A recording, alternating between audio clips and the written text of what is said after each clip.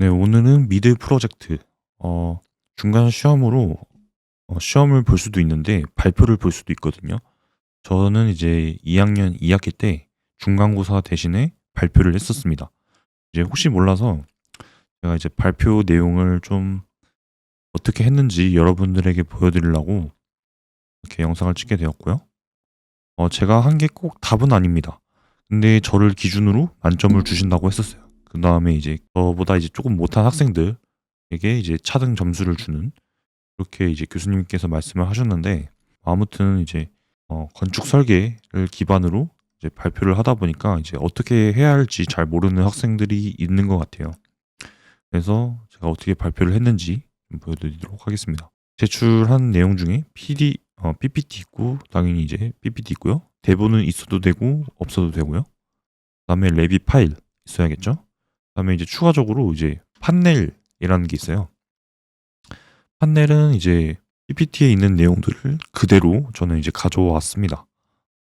그거 말고는 뭐 딱히 할 만한 게 없겠죠? 저희 이제 발표의 컨셉은 배운 내용을 토대로 정리를 하고, 그다음에 이제 추가로 뭐 유튜브나 구글링을 통해서 공부를 하고 그 내용을 이제 PPT에 넣었습니다. 그걸 이제 설계에 적용을 했다라는 것까지 이 3단 구성으로 발표를 준비하였습니다. 거기에는 이제 도어 태그, QTO, 계단 만들기, 패밀리 만들기, 사이트 모델링, 그 다음에 이제 빔을 적용하는 과정, 이렇게 해서 판넬 만들어 봤고요. 그 다음에 PPT 좀 보면은, PPT는 이렇게 첫 페이지고요. 이제 목차는 아까 말씀드린 대로 배운 내용 추가로 공부, 그 다음에 설계에 적용했다 해서 이 5가지 주제를 이 세 과정에 넣었고, 마지막으로 모델링과 빔 적용. 먼저 이제 어떤 폰트나 디자인 같은 경우는 거의 다 영어로 했습니다. 왜냐면은 교수님도 수업을 할 때 이제 영어로 하시기 때문에 저도 이제 영어로 이렇게 준비를 해봤고요. 물론 제가 영어를 잘해서 그런 게 아니라 그냥 다 팝학으로 이제 복사 붙여넣기 해서 해봤습니다. 이제 각설하고 내용으로 이제 들어가면 먼저 도어 태그입니다. 도어 태그 같은 경우는 기존에 있던 도어 태그들, 이거 배운 내용이죠. 이게 배운 내용인데 마음에 안 들었다. 그래서 새로운 도어 태그 패밀리를 만들었습니다. 그래서 도어 태그 패밀리 만드는 과정 보여주고, 이것도 이제 과정의 일부고요. 그 중에서도 이제 타입 커멘트라는 이제 파라미터, 사실 도어 태그 패밀리는 이 파라미터를 사용했다는 걸 이제 부각을 시키기 위해서 넣은 겁니다. 기존에 있던 태그는 이랬는데 이렇게 바꿨다라는 이제 적용까지 보여주었습니다. 사실 요 내용은 이제 유튜브에 제가 검색을 해봤는데 이제 따라하기 하는 이제 내용이 있더라고요. 그래서 그걸 이제 따라하면서 이렇게 캡처를 해가지고 가져온 내용입니다. 그다음에 이제 룸 태그인데요. 룸 태그도 이제 적용을 했다는 내용이고요. 그다음에 이제 QTO라는 내용을 수업 시간에 배웠어요. QTO를 나타낼 수 있었는데 저는 이 QTO 내용을 좀 더 간편하게 나타내고 싶었습니다. 그래서 또 이번에도 이제 파라미터, 타입 커멘트라는 파라미터를 가지고 이렇게 이 어려운 내용들을 살짝 이렇게 간단하게 이니셜로 나타내었습니다. 이니셜로 파라미터를 이것도 사용했다라는 거를 부각을 시키기 위해서 넣은 내용이고요. 그래서 이제 QTO를 이제 적용을 이렇게 시켰고, 이제 건축 설계의 판넬에도 이렇게 간단하게 이니셜로 해서 나타내 보았습니다. 다음은 이제 패밀리 메이킹을 배운 내용이죠. 이제 배웠는데 이제 과제로 제출을 합니다. 그래서 이제 그때 낸 과제를 이제 다시 한 번 더 사용했습니다. 이 레빗에서는 이제 탄젠트, 제가 이제 패밀리를 만들 때 패밀리의 주제가 이 자동 차양 조절 장치거든요. 그러니까 위도에 따라서 이제 차양이 좀 달라지잖아요. 차량의 크기라든지 어떤 높이가 달라지게 되는데, 그 위도에 따라서 그 지역에 따라서 차양이 자동으로 조절되는 장치를 만들어 보고자 하였습니다. 그게 이제 주제고, 근데 이 차양 장치를 만들기 위해서 필요했던 게 레빗 파라미터가 이 삼각함수를 지원을 하냐라는 내용이었습니다. 그래서 이제 공부를 해봤죠. 오토데스크 사이트에서 확인을 해보니까 사인 각도나 이제 코사인 같은 삼각함수를 지원을 한다라고 나와 있었습니다.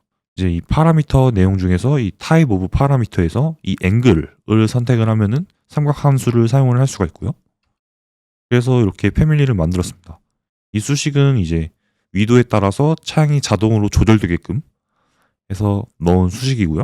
그래서 이제 위도가 30도인 지역, 뭐 필리핀 정도겠죠? 필리핀 정도면은 뭐 30도를 넣었더니 차양이 이 정도 필요하더라. 그리고 이 차양 요 길이뿐만 아니라 요 높이도 좀 달라집니다. 그리고 이 위도 40도인 지역은 뭐 러시아겠죠? 러시아에서는 이렇게 차양이 더 긴, 그리고 요 높이도 더 길어지더라. 라는 내용이었습니다. 그래서 파라미터에는 이제 다른 뭐 승낙함수 말고 숫자, 면적, 분당, 초, 그러니까 물리에서 사용하는 속도죠. 속도의 개념, 뭐 시간의 개념도 파라미터로 사용을 할 수 있다라는 내용을 알려주기 위해서 넣었던 내용입니다. 그다음에 이제 스테어 메이킹인데 스테어 메이킹은 사실 그냥 넘어가도 될 것 같아요. 네, 요거는 제가 지금 생각해 보니까 살짝 좀 어거지였던 것 같고 그냥 이제 계단을 넣기 위해서 어떤 이제 공부를 해봤다라는 내용인데 좀 간단하게 설명을 드리면은 뭐 친구가 3천일 때 계단의 높이 이 폭, 요 간격이 이 수에 나누어 떨어지는 수면은 이 계단을 구성하기가 쉽다는 내용이었습니다. 그래서 요거는 뭐 그냥 간단하게 넘어가도록 하고요. 다음에 이제 사이트 모델링인데요. 사이트 모델링을 저희가 배웠었잖아요. 근데 이제 저는 사이트 모델링을 배우기 전에 그냥 벽과 바닥 기능을 이용을 해가지고 그냥 주변 대지를 이렇게 꾸몄습니다. 도로선도 나타내고 뭐 아스팔트 이런 것도 나타냈었죠. 그래서 이제 사이트 모델링을 배웠으니까 이 사이트 모델링을 이렇게 해봤습니다. 근데 이제 제가 이제 유튜브로 찾아본 내용 중에 요 간격, 이 촘촘한 마디의 간격을 요 옵션 버튼을 통해서 이 5천 마디의 간격이 아닌 뭐 500마디의 간격으로 바꾸면은 요렇게 더 촘촘해진다. 이런 것들을 이제 제가 수업 시간 때 이제 교수님한테 질문을 드렸는데 그냥 바로 또 수업을 하셔가지고 제가 궁금했던 내용이었거든요. 근데 이제 스스로 제가 찾아가지고 이렇게 공부를 해봤다라는 내용입니다. 그래서 이제 또 추가적으로 렌더링도 해보고 이 프로젝트의 용정동에 있는 위치였죠. 대지의 위치에 있는데 그 실제 대지에 맞게 태양의 위도 이 지역을 설정을 하면은 태양의 고도를 이제 자동으로 산출해서 보여줍니다. 그래서 렌더링을 했을 때 이런 모습이 나왔다. 그래서 이제 모델링은 뭐 이렇게 시트에 넣어봤다 이런 내용이고, 이거는 이제 잠깐 렌더링 하면서 루미온으로 렌더링을 해봤다라는 내용입니다. 이렇게 네, 해봤고, 다음에 저희가 또 네빅스웍스를 배웠었죠. 네빅스웍스 해가지고 그 설계 교수님한테 피드백을 받을 때 이런 주석 달기를 좀 사용을 해서 해봤다는 내용입니다. 사실 뭐 그렇게 주석 달기를 이 네빅스웍스를 뭐 활용했다는 거는 사실 좀 거짓말에 가깝고 그냥 뭐 보여주기 식으로 좀 했던 것 같습니다. 그래서 아까 같은 내용인데 네빅스웍스가 조작하기가 막 매우 힘들죠. 그래서 저는 별로 선호하지 않는 그런 툴이라고 생각이 듭니다. 네, 넘어가도록 하고요.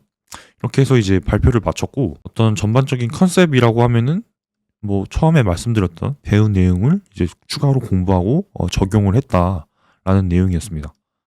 그래서 여러분들도 이제 어떤 배운 내용만 이제 PPT에 넣기보다는 조금이라도 이제 요거에 관심을 가지고 구글에 찾아보거나 유튜브에 살짝만 쳐보면은 금방 따라할 수 있는 내용들이 정말 많습니다.